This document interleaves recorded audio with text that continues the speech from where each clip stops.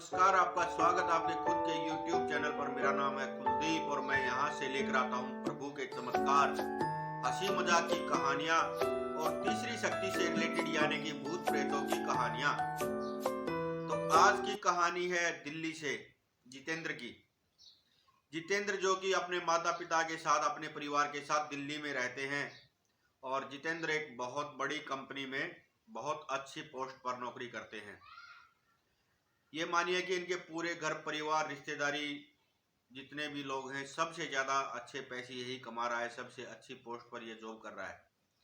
लेकिन इसमें थोड़ा सा जो है पैसे का घमंड आ चुका है, थोड़ा नहीं मतलब ज़्यादा ही घमंड आ चुका है।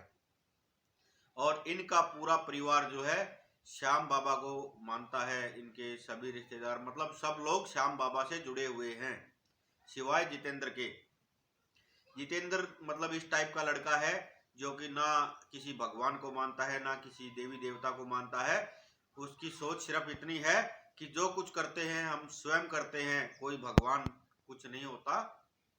मतलब ये बहुत ही बड़ा नास्तिक इंसान है और पैसे का घमंड इसमें इस कदर है कि मतलब किसी की भी बेइज्जती कर देता है ये। तो एक बार इसके घर पर कुछ प्रोग्राम था, कोई पार्टी थी, सभी इसके रिश्तेदार जैसे मौसा मौसी बुआ फूफा मतलब सब लोग एकत्रित हुए थे इसके घर पे। और ये वहां पर कुछ अलग ही हवा में था, मतलब पैसे का घमंड जो है इसके सिर पर सवार था बुरी तरीके से। और ये वहां पर सबकी बेइज्जती करता है। अपने जो इसके कजन हैं मतलब जो इसके भाई हैं मौसा फूफा वगैरह जो भी जितने भी लोग हैं सबको मतलब ऐसी इस टाइप से बात कर रहा है कि भाई आप लोग अभी तक वही नौकरी कर रहे हैं, बस इतने से पैसे कमा रहे हैं। और मुझे देखिए, ये जो बाहर गाड़ी खड़ी दिख रही है आप लोगों को, बड़ी सी लग्जरी गाड़ी, ये अभी लिए मैंने 3 महीने पहले। मतलब बहुत घमंड में बात कर रहा है। तो इसके माता पिता को जो है बहुत बुरा लगता है और इसके माता पिता इसको बोलते हैं कि तू कैसी बातें कर रहा है, तुझे शर्म नहीं आती? तुझे पता है इन सब ने हमारी कितनी मदद की है। ये जो तेरे मौसा जी हैं, जब तू छोटा सा था तो तेरा स्कूल में एडमिशन भी इन्होंने ही करवाया था। और 1 साल तक हम इनके घर पर किराए में रहे हैं। पता है तुझे कितनी इन्होंने मदद की है हमारी? और तू ऐसी इस टाइप की बकवास कर रहा है, ऐसे मतलब बोल रहा है इन लोगों को, इनकी बेइज्जती कर रहा है।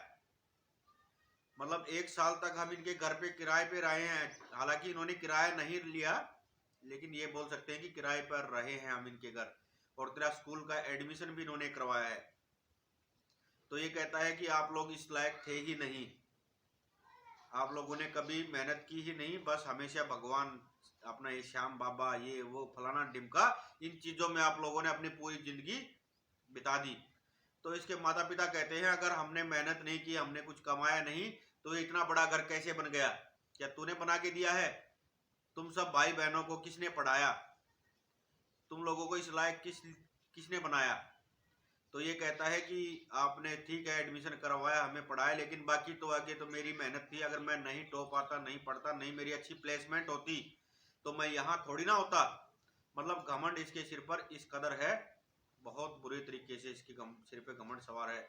इसके पिताजी इसको बोलते हैं कि बेटा इतना घमंड अच्छा नहीं है और मैं तो श्याम बाबा से कहता हूँ कि तेरा ये जो घमंड है ये बहुत जल्दी टूटने वाला है और इन सबके सामने तेरा घमंड टूटना चाहिए, जितने भी ये हमारे रिश्तेदार हैं मित्र हैं सबके सामने। तो ये कहता है इनके घर में एक बहुत बड़ी बहुत प्यारी सी श्याम बाबा की मूर्ति है, मतलब 6-6.5 फुट लंबी एक बहुत प्यारी मूर्ति इन्होंने बनवाई हुई है। ये उस मूर्ति को तस्वीर को उठाता है और कहता है कि अभी अगर मैं इसको घर से बाहर फेंक दूं क्या, तो क्या हमारा बुरा समय आ जाएगा, हमारा बुरा टाइम शुरू हो जाएगा? तो इसके माता पिता इसको कहते हैं कि इस तस्वीर को जहां से तूने उठाया है वहीं पर रख दे और आज से तू हमारे लिए नहीं है और न हम तेरे लिए नहीं है, निकल जाए इस घर से बाहर। मतलब बहुत जबरदस्त इनके बीच में कहा सुनी हो जाती है और इसकी भी ईगो, मतलब बहुत बड़ा आदमी है, बहुत ज्यादा पैसा इसने कमाया हुआ है, तो इसकी भी ईगो हर्ट होती है और ये वहां से चला जाता है। अपने माता पिता का नंबर तक ये ब्लॉक कर देता है कि मुझे आप लोगों से बात ही नहीं करनी, और ये जो है घर छोड़कर चला जाता है। विवाद अच्छा फैल जाता है इनके घर में। सब लोग इनके माता पिता को समझाते हैं, जितने भी मित्र हैं रिश्तेदार हैं, कि कोई बात नहीं, बच्चा है, सुधर जाएगा, समझ जाएगा। तो माता पिता भी कह देते हैं कि हमें इससे बात करनी ही नहीं, हमें अब इससे कोई वास्ता नहीं रखना, कोई रिश्ता नहीं है हमारा इससे। ये जो है एक बहुत बड़ा सा फ्लैट लेता है किराए पर, मतलब काफी बड़ा, क्योंकि पैसे वाला है भाई। रेंट पर एक बहुत बड़ा फ्लैट ये लेता है और इसकी जॉब ठीक ठाक चल रही है। अब ये घर पे किसी से बात नहीं कर रहा है, लेकिन 10-15 दिन के बाद ही इसके ऑफिस में जो लोग थे वो आना कम हो गए हैं, क्योंकि चाइना से एक वायरस आया है जिसका नाम था कोरोना। और इसको भी बोल दिया गया है कि अब से तुम्हें ऑफिस आने की कोई जरूरत नहीं है, अपने घर से ऑफिस का काम करो।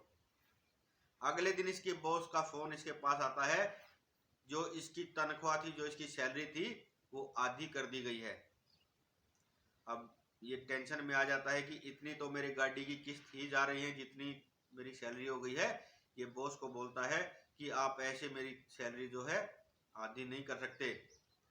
तो इसके जो बॉस है वो कहते हैं इतनी सैलरी में हमारे पास 8-10 लोग हैं नौकरी करने के लिए, अगर ये भी चाहिए तो ठीक है, नहीं तो कल से कोई जरूरत नहीं है। मतलब गेट आउट, सीधे सीधे भाषा में गेट आउट, तुम जा सकते हो। तो इस अब ये इनके माता पिता थोड़ी ना है, ये तो बॉस है भाई, इनकी तो ये बेइज्जती भी नहीं कर सकता, इन्हें तो ये बुरा भला भी नहीं बोल सकता। तो ये कहता है अरे सर नहीं, मैं ये नहीं बोल रहा था, कोई बात नहीं, मैं इतने में कर लूंगा। अब इसको जो है बड़ी टेंशन रहने लग गई है, माहौल बहुत खराब है। पहले तो ठीक है, ये ऑर्डर कर लेता था खाना वगैरह भी फोन से, अब तो वो चीजें भी बंद हो चुकी हैं। इसको खुद कुछ बनाना आता नहीं है, ये अपने भाई के पास फोन करता है, छोटे वाले भाई के पास, और उससे पूछता है कि भाई तुझे कुछ बनाना आता है क्या? तो वो कहता है कि भाई एक काम करो, मम्मी से पूछ लो, दीदी से पूछ लो, या फिर मौसी वगैरह सब, मतलब इसके सभी रिश्तेदार भी यहाँ आ चुके हैं, इनके घर में ही रह रहे हैं, ज्वाइंट फैमिली की तरह माहौल हो चुका है इसके घर में। क्योंकि उस टाइम की स्थिति तो आप लोग जानते ही हैं, सब मतलब एकदम से लॉकडाउन हो गया था। तो वो कहता है कि नहीं, मुझे इन लोगों से बात करनी ही नहीं, जिनकी सोच इतनी छोटी है, मुझे उनसे कोई बात नहीं करनी। तो इसका भाई कहता है कि अगर ऐसी बात है तो आज के बाद मेरे पास भी फोन करने की जरूरत नहीं है। तो वो कहता है कि तू मेरे से ऐसे बात करेगा, मैं तेरे से बड़ा हूँ। तो इसका छोटा भाई कहता है कि आप तो मेरे से 3-4 साल ही बड़े होंगे, लेकिन वो तो आपसे काफी बड़े हैं, जब तुम उसके लिए, उन लोगों के लिए ऐसा बोल सकते हो तो मैं क्यों नहीं। ये फोन कट कर देता है। 2-3 दिन बाद इसके माता पिता जो है कोरोना पॉजिटिव हो जाते हैं और हॉस्पिटल में एडमिट हो जाते हैं, बहुत सीरियस हैं वो। इसके पास संदेश भेजा जाता है कि माता पिता तेरे को जो है मिलना चाहते हैं तेरे से, लेकिन ये अपने ईगो में है। अब इसके मन में यही ख्याल चल रहा है कि मुझे जाना चाहिए कि नहीं जाना चाहिए, मैं जाऊं या नहीं जाऊं। ये टीवी में कोई प्रोग्राम देख रहा था, चैनल बदलते बदलते इसके सामने कोई श्याम बाबा का भजन आ जाता है, और इसने 2-3 लाइन ही सुनी थी। वो लाइनें जो है इसको, इसके हार्ट को बहुत टच कर गई, मतलब इसके दिल को छू गई वो लाइनें, और ये वहीं टीवी के सामने बैठकर फूट फूट कर रोने लग गया, और अपनी बड़ी सी गाड़ी की, लग्जरी गाड़ी की चाबी उठाता है और हॉस्पिटल पहुंचता है। लेकिन उस टाइम पे आप लोगों को भी पता है, कंडीशन ऐसी है कि हम जो है खिड़की से ही देख सकते थे पेशेंट्स को, अंदर नहीं जा सकते थे। तो ये जब खिड़की पर खड़ा होकर अपने माता पिता को देख रहा था, तो वहां पर सब लोग, मतलब डॉक्टर वगैरह जो थे वो किट पहने हुए थे, लेकिन इनके माता पिता जिस बेड पे थे, जो 2 बेड इसके माता पिता के थे, उनके चारों तरफ कोई नीले कलर के कपड़े पहने हुए घूम रहा था। बहुत सुंदर सा इंसान था, बड़ी बड़ी मूछें थी, मतलब बहुत सुंदर सा दिख रहा था। और वो इनकी माता पिता के बेड के चारों तरफ मतलब ऐसे चक्कर काट रहा था। इसने अपनी आंखों को मसल के देखा, लेकिन इसको वही चीज दिखाई दे रही है, वही दिखाई दे रहा है, वही शख्स, एक बहुत ही सुंदर सा, मतलब उनके चेहरे पर बहुत तेज है। ये डॉक्टर से जो है बात करना चाहता है, लेकिन डॉक्टर जब इनके माता पिता की रिपोर्ट देखते हैं तो हाथ से, मतलब इसको तो सुनाई नहीं दे रहा आप डॉक्टर क्या बोल रहे हैं, लेकिन जो है इनके माता पिता की तरफ डॉक्टर जो है इशारा सा करते हैं, जैसे मतलब बाहर लेके जाने का इशारा किया हो। तो ये डॉक्टर से जो है बात करने के लिए बहुत उत्साहित था कि मैं डॉक्टर से पूछूं मेरे माता पिता की हालत कैसी है, क्योंकि ये वहां खिड़की पर खड़ा होकर भी रो ही रहा था अपने माता पिता की तरफ देखकर। तो ये एक इत्तेफाक ही मानिए कि डॉक्टर जो है 2-4 सेकंड के लिए बाहर आ जाते हैं और ये डॉक्टर से बात करता है। तो डॉक्टर कहते हैं कि इनकी कंडीशन अब काफ़ी सही है, काफ़ी सुधार है और ये जल्दी ही 2-3 दिन में घर जा सकते हैं। तो इसके माता पिता जो है घर आ जाते हैं और ये अपने माता पिता के पैरों में गिरकर फूट फूट कर रोता है अपने सभी रिश्तेदारों के सामने। ये कहता है कि मुझे नहीं पता कि ये श्याम बाबा आपके कौन है क्या नहीं है, लेकिन मुझे इतना पता है कि मेरे माता पिता की जान बसती है इनमें। और इसने जो हॉस्पिटल में देखा था इनके बेड के पास, वो भी बताया। तो इसके माता पिता कहते हैं कि बेटा तूने जो है श्याम बाबा की छवि देखी है, वो श्याम बाबा थे और तेरा जो है मन बदल चुका है। अब तेरा जो है वो अब बदल चुका है मन अच्छे तरीके से। तेरा जो तेरे अंदर घमंड था, जो ईगो था, वो अब नहीं रहा है।